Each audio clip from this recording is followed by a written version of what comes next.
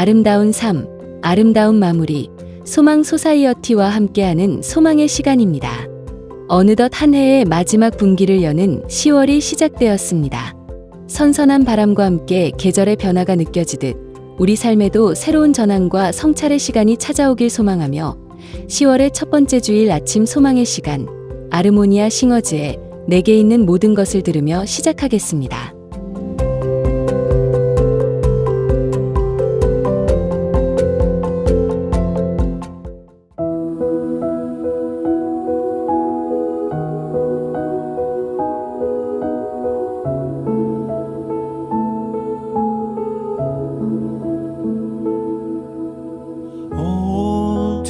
Jesus, I surrender all to Him. I freely give.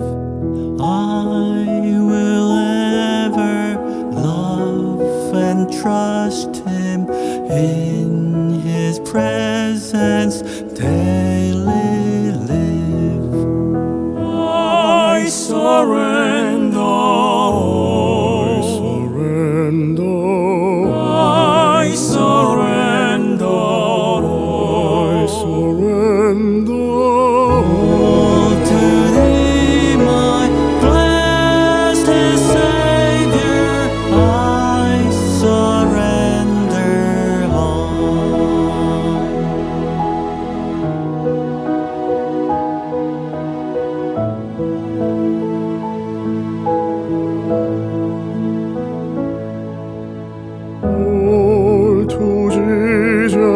I surrender, make me Savior, wholly thine. Let me feel the Holy Spirit, truly know that thou art mine. I surrender.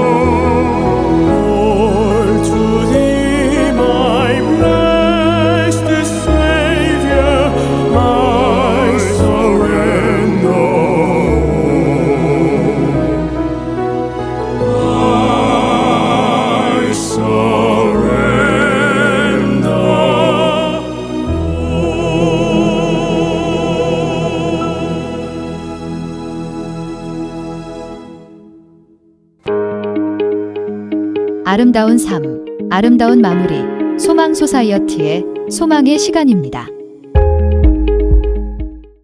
바람꽃 구슬작가 성민희님은 발간사에서 자서전을 집필하기 위해 인터뷰를 하며 사람이 살아가는 모습은 마치 산길을 걸어가는 것과 같다는 생각을 했다.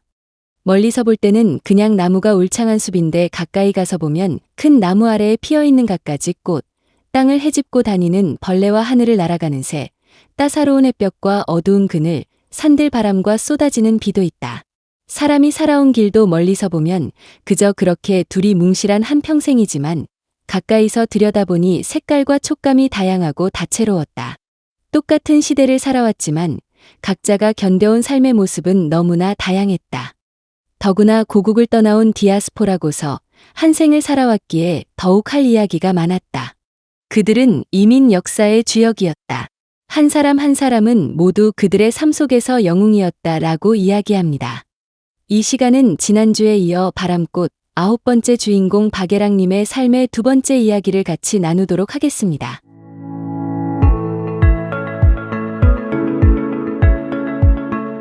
미국에서 처음 간호사로의 취직은 간호보조사로의 시작을 양로원에서 하였으며 주로 환자들을 목욕시키고 식사를 거들어주는 일을 했습니다. 그 다음 단계인 라이선스트 보케이셔널 너스, LVN, 자격증을 몇 개월 만에 취득하여 메디케이션 너스로 같은 양로원에서 근무했습니다. 양로병원에서 근무하면서 부러웠던 점은 의료기구 사용이었습니다.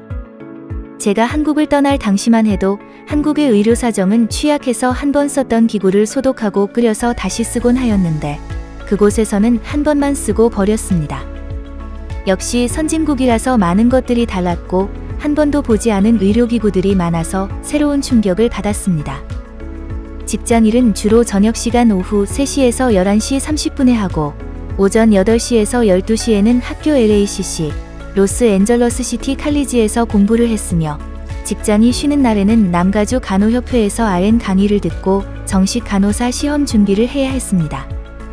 정말 바쁜 시간들을 쪼개며 힘있게 열심히 살았던 시기가 아니었나 합니다.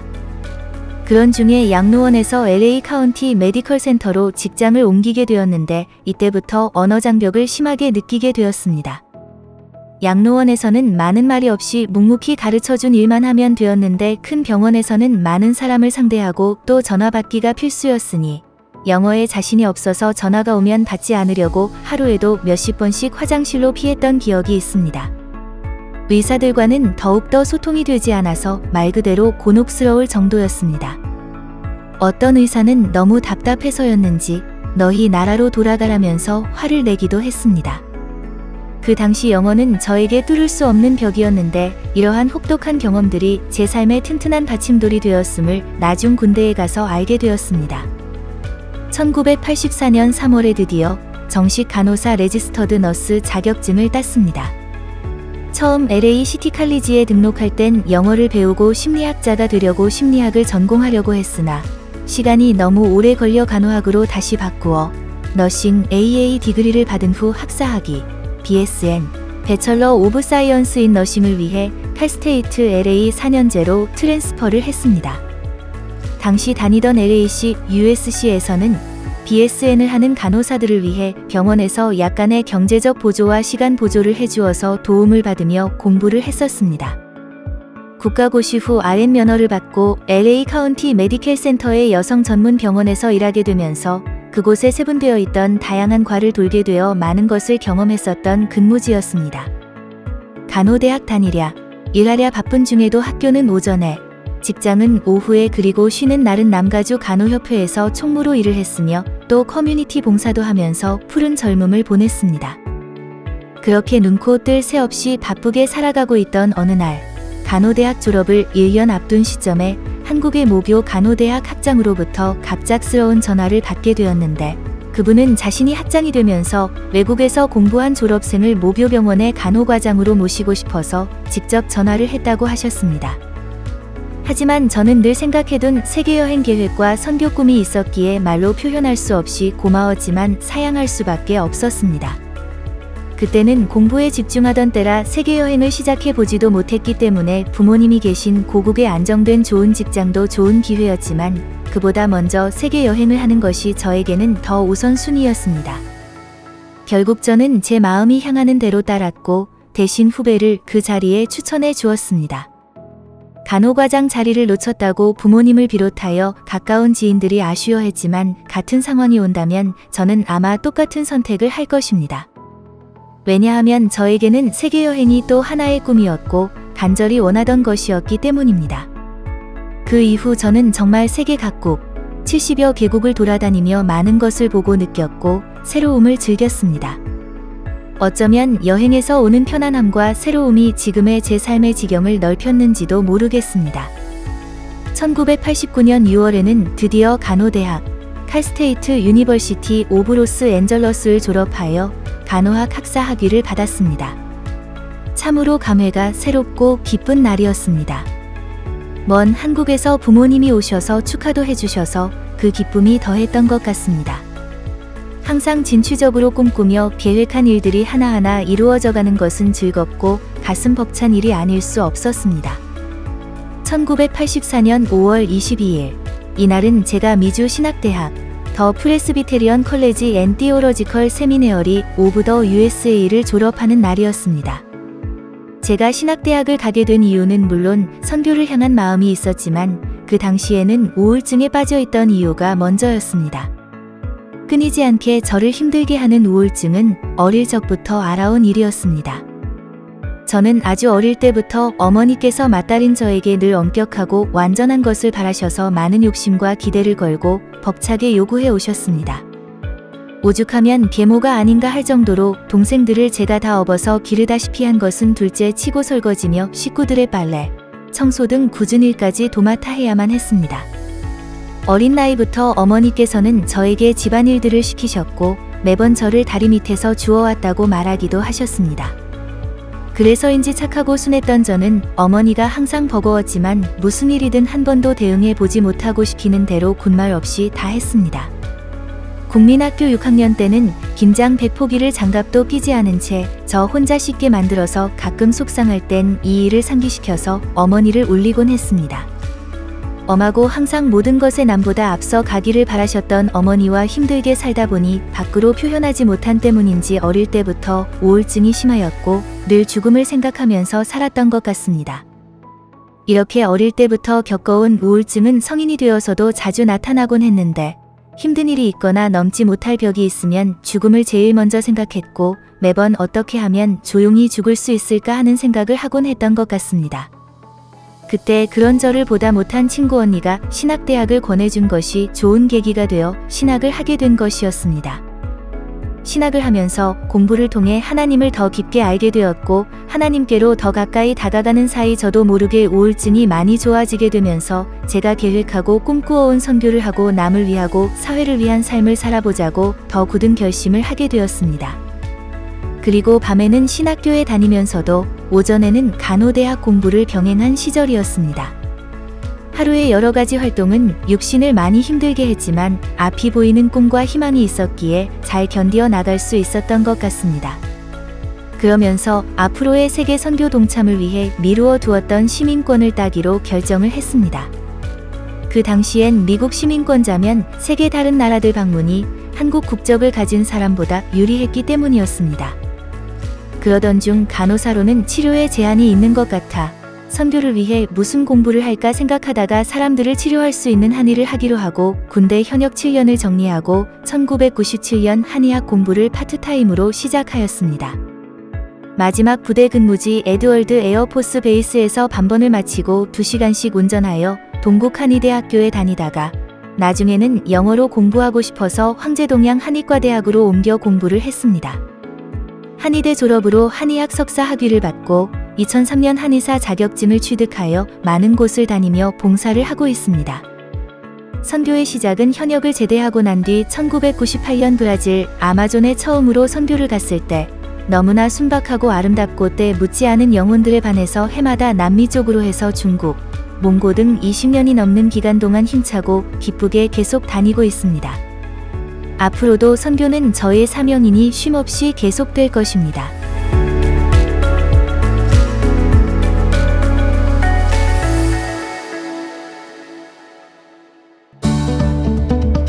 아름다운 삶, 아름다운 마무리.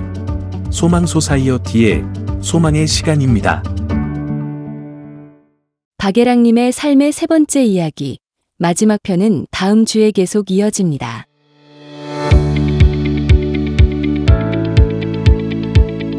머리 한쪽만 지끈지끈 쑤시는 편두통 많이 경험하셨죠? 일반적으로 편두통은 머리의 한쪽에서 나타나는 두통을 가리키는 말로 사용됩니다. 그러나 의학적으로 편두통은 일측성, 박동성 통증이 일정 시간 이상 지속되고 구역이나 구토 및 비디나 소리 공포증이 나타나는 특징적인 두통을 말합니다. 국내의 조사에 의하면 편두통의 유병률은 6.5%로 추산되며 여자에서 남자에 비해 약 3배 정도 많이 발생합니다. 또한 편두통은 중등도 이상의 강도를 보이기 때문에 편두통 환자의 약 80% 정도가 두통으로 인하여 일상생활에 지장을 받는다고 합니다. 편두통을 자주 겪는 분들은 잘 아시겠지만 그 욱신거리는 통증이 끝났을 때의 안도감은 말로 표현할 수 없습니다. 하지만 많은 분들이 편두통이 끝난 뒤에도 숙취처럼 계속 피곤하고 머리가 멍한 느낌이 드는 편두통 후유증을 겪기도 합니다. 이때는 몸살 기운, 멍한 느낌, 심한 피로, 심지어 혼란스러움까지 겪을 수 있기 때문에 편두통 후유증을 편두통 숙취, 영어로는 마이그레인 행오버라고도 합니다. 편두통을 겪는 사람 10명 중 8명이 이런 후유증을 경험한다고 합니다. 그리고 편두통 후유증은 하루에서 이틀, 길게는 3일까지 이어질 수 있습니다. 그렇다면 이런 편두통 숙취, 어떻게 하면 조금이라도 덜 힘들게 보낼 수 있을까요? 수분 충분히 섭취하기, 규칙적인 식사와 수면, 스트레스 줄이기, 두통이 끝났다고 너무 무리하지 않기, 통증이 사라졌으면 진통제도 멈추기, 그리고 두통 다음 날은 일정을 가볍게 조정하고 몸이 회복할 시간을 주는 것이 무엇보다 중요합니다. 또한 편두통 숙취 증상이 자주 반복된다면 혼자 참지 마시고 꼭 주치의나 전문의 상담 받는 것이 중요합니다. 편두통은 단순한 통증이 아니라 뇌가 무리하고 지쳐 있다는 신호입니다. 마라톤을 달리고 난 뒤 지친 몸 회복이 중요한 것처럼 지쳐 있는 뇌도 회복되기 위해 시간과 배려가 필요하다는 것 기억해 주세요.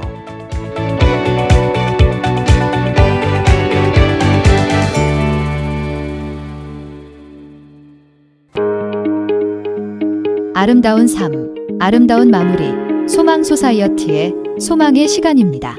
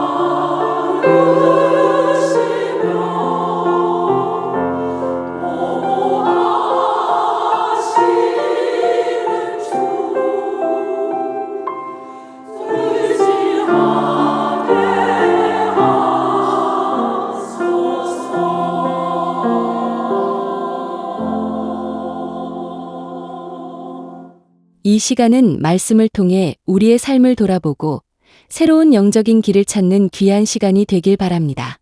오늘 남가주 새누리교회 박성근 목사님께서 전해주실 말씀의 본문은 열왕기하 12장 17절에서 21절, 역대하 24장 15절에서 22절이고 설교 제목은 인생의 터닝 포인트입니다. 하나님의 말씀 안에서 깨달음과 은혜가 가득한 시간이 되시길 바랍니다. 인생을 살다 보면 삶의 방향을 바꾸는 결정적인 순간이 찾아올 때가 있습니다.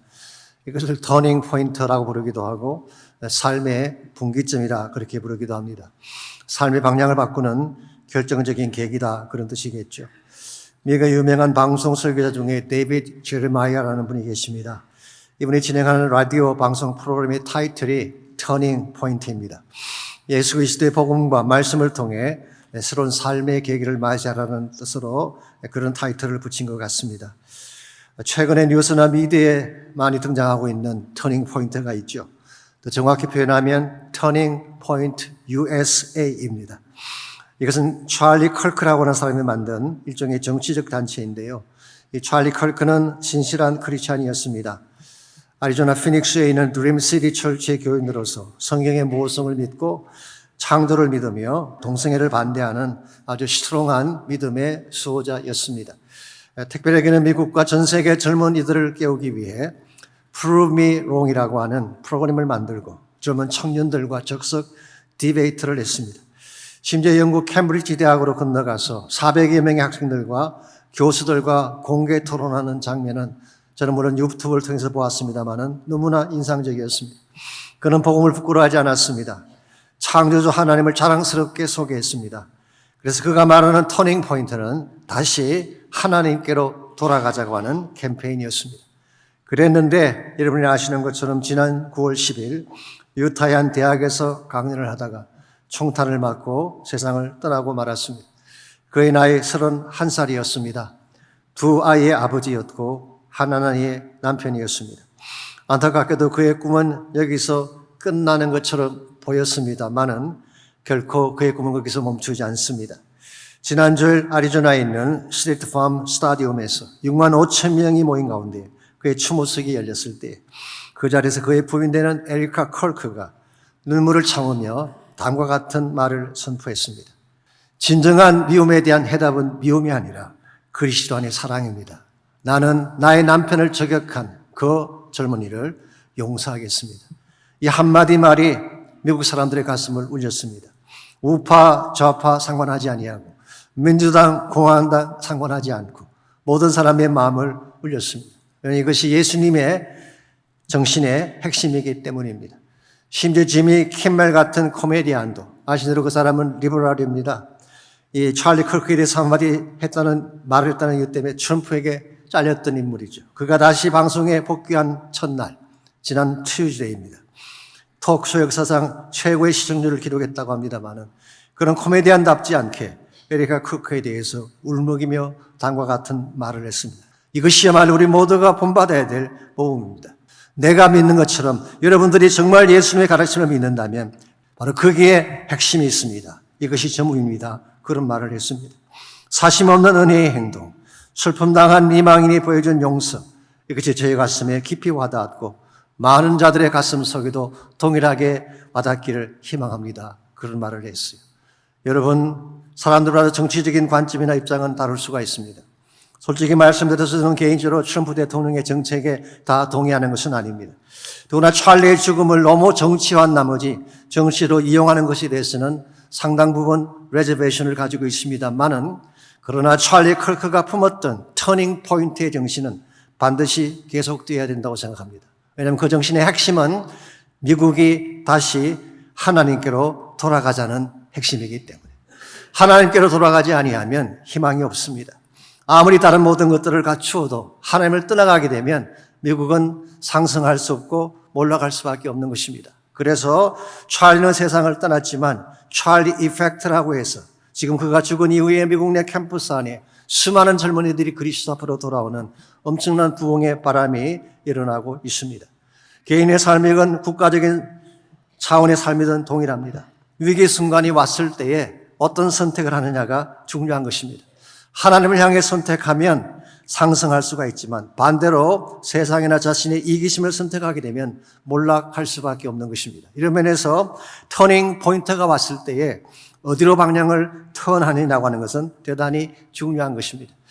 우리가 어떤 선택을 하느냐에 따라서 우리가 영적으로 성장하며 축복을 향해 올라갈 수도 있고 반대로 타락하며 불행을 향해 나아갈 수도 있다는 것입니다. 이런 면에서 여러분과 저의 삶 속에 찾아온 인생의 분기점, 그때 어떤 선택을 하느냐가 여러분의 삶을 상승시킬 수도 있고 몰락시킬 수도 있는 것입니다. 우리 모두의 삶 속에도 터닝 포인트가 있습니다. 사람마다 케이스는 다를 것입니다만 어떤 분은 사업의 실패나 질병이 터닝 포인트가 될 수가 있죠. 어떤 경우에는 특별한 사람과의 만남 혹은 반대로 헤어짐이 우리 인생의 터닝 포인트가 될 수가 있습니다.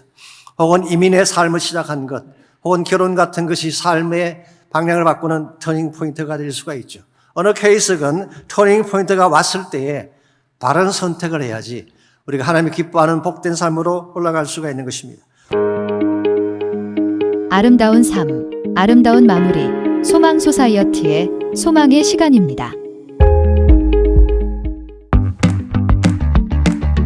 소망 소사이어티는 아름다운 삶, 아름다운 마무리라는 슬로건을 걸고 한인 시니어들의 웰빙, 웰에이징, 엘다잉을 위한 교육과 관련 프로그램을 제공하는 비영리 단체입니다.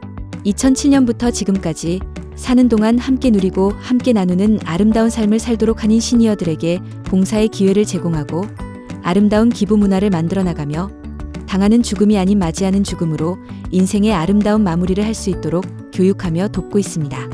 소망 소사이어티는 사전 유료 지시서가 포함된 소망 유언서를 작성함으로써 뜻하지 않은 질병 혹은 사고로 의식불명 상태가 되었을 때 어떠한 유료 행위를 받을 것인가를 미리 결정하고 문서로 남겨 환자와 가족이 존엄한 임종과 아름다운 마무리를 할 수 있도록 돕고 있습니다. 소망 소사이어티의 메모리 케어 프로그램은 뇌건강 교육, 메모리 테스트, 사전 의료 지시서, 가족 간병인 교육과 지원, 집 안전 평가 및 시니어 이상행동 시 대처법 등을 제공합니다. 치매를 앓고 계시거나 치매 어르신을 돌보고 있는 가족이거나 기억력이 나빠져서 치매가 걱정된다면 소망 소사이어티로 연락 주십시오. 메모리 케어 프로그램을 담당하는 임상 소셜워커 니키 베리트이 먼저 카운슬링을 하고 소망의 케어 내비게이터와 연결해서 필요한 도움을 드릴 수 있도록 하고 있습니다. 또한 초기 치매이신 분들을 위한 소셜 프로그램 소망 케어 클래스와 한국말로 진행하는 치매 가족 간병인 지원 모임을 남가주 새누리교회, 웨스트 애나하임 연합감리교회, 그리고 실비치 레저월드에서 운영하고 있습니다. 소망 메모리 케어 프로그램에 대한 문의는 소망 소사이어티로 연락 주십시오.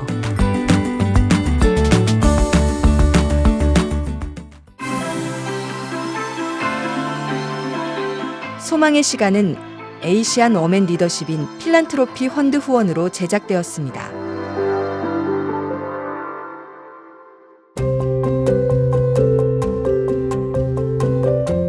나이가 들수록 중요한 것은 얼마나 오래 사는가가 아니라 어떻게 의미 있게 사는가입니다. 우리는 종종 눈앞의 바쁨 속에 의미를 놓치곤 하지만 하루하루를 감사로 채우고 작은 일에도 사랑을 담을 때 우리의 삶은 훨씬 더 깊어지고 아름다워질 것입니다. 다가오는 한 주간에도 여러분의 걸음마다 평안히 함께하고 그 안에서 참된 기쁨을 발견하시기를 소망합니다. 오늘도 함께해 주신 모든 분들께 감사드리며 지금까지 소망의 시간이었습니다.